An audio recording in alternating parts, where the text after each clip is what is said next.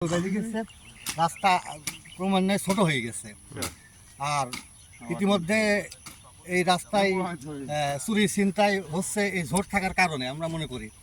তো যার কারণে আমরা পরিষ্কার করে দিচ্ছি যাতে হচ্ছে মানুষের চলাচলের জন্য সুবিধা হয়। যেহেতু এই রাস্তা দিয়ে বেশিরভাগই ভ্যান যায়, একটা ভ্যান গেলে আর একটা ভ্যান সাইড দিতে পারছে না, মনে করেন বাইরে যাচ্ছে, রাস্তা ছোট হয়ে গেছে।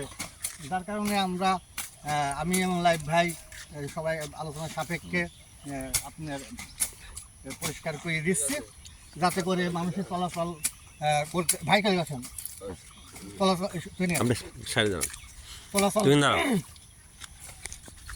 চলাচল করতে সুবিধা হয় এবং যাতে চুরি ছিনতাই ঝড়ের কারণে হয়তো বা যদি হয়ে থাকে সেটাও পরিহার হবে ইনশাল্লাহ আশা করি।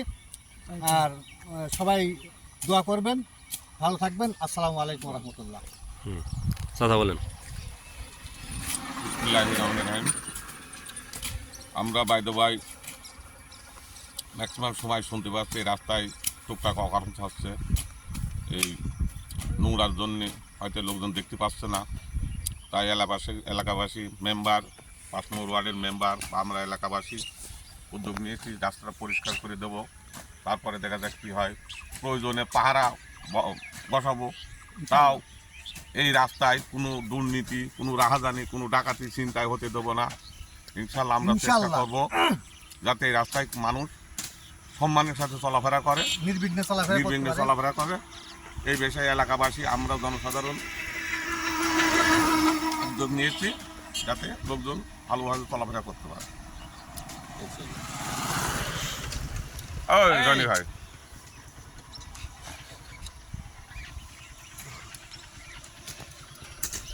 অনেক রাস্তা, প্রায় 1 কিলোমিটারের উপরে এই জঙ্গল।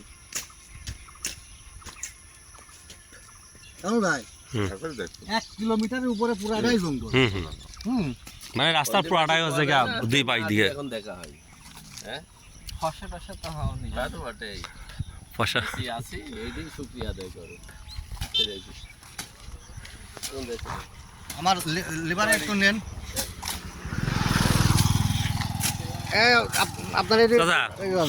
আমার এই মেম্বার এবং আমার চাচা মেম্বার ক্যান্ডিডেট সামনে ইউপি নির্বাচনে শেষে আমার ভাই আছে।